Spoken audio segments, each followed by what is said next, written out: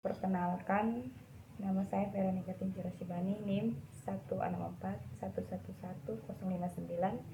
Saya akan mempresentasikan tentang darah dan heme.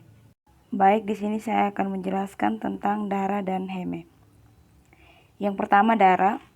Darah merupakan cairan yang terdapat di dalam pembuluh darah yang memiliki fungsi untuk mengatur keseimbangan asam dan basa, mentransportasikan O2, karbohidrat dan metabolit, dan mengatur suhu tubuh dengan cara konduksi atau hantaran, dan membawa panas tubuh dari pusat produksi panas untuk didistribusikan ke seluruh tubuh, dan pengaturan hormon dengan membawa dan menghantarkan dari kelenjar ke sasaran.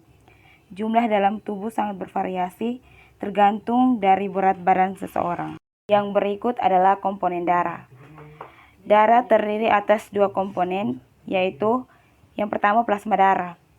Lebih dari separuh bagian dari darah merupakan cairan atau plasma yang sebagian besar mengandung garam-garam terlarut dan protein.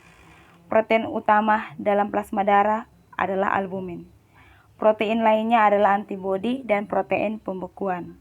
Selain itu, plasma juga mengandung hormon, elektrolit, lemak, gula, mineral, dan vitamin.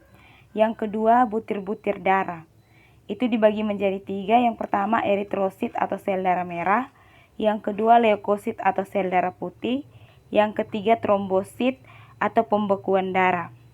Yang berikut adalah karakteristik darah. Karakteristik darah dibagi menjadi 5. Yang pertama, warna. Yang kedua, viskositas. Yang ketiga, pH. Yang keempat, volume. Yang kelima, komposisi. Yang berikutnya, heme.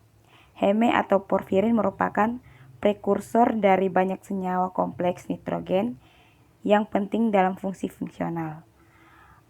Porfirin merupakan suatu senyawa organik yang mengandung 4 cincin pirol, suatu cincin segi 5 yang terdiri dari 4 atom karbon dengan atom nitrogen pada satu sudut.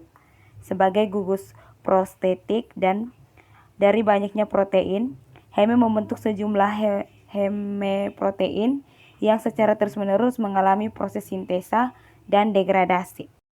Kemudian, fungsi dan struktur heme. Yang pertama, fungsi heme atau porfirin. Di dalam tubuh manusia, porfirin berfungsi untuk yang pertama, membentuk senyawa sebagai pengangkutan O2. Yang kedua, membentuk senyawa sebagai pengangkutan elektron. Yang ketiga, membentuk senyawa sebagai enzim-enzim tertentu. Yang kedua, struktur porfirin itu C2OH14 dan N4. Dia menghilangkan jembatan metilin dan setiap cincin pirol yang diperlihatkan sebagai tanda kurung dengan 8 tanda substituen. Adapun penyakit kelainan porfirin, penyakit turunan atau bisa berupa penyakit yang disebabkan oleh defisiensi salah satu enzim pada jalur biotensa, heme, dan mengakibatkan penumpukan dan peningkatan porfirin atau prasatnya di jaringan atau di dalam urin.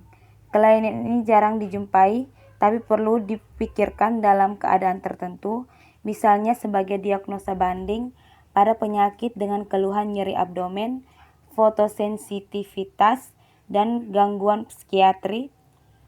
Dan porfiria dikelompokkan menjadi 3 golongan, yaitu porfiria eritropotik, porfiria hepatik, dan protoporfiria.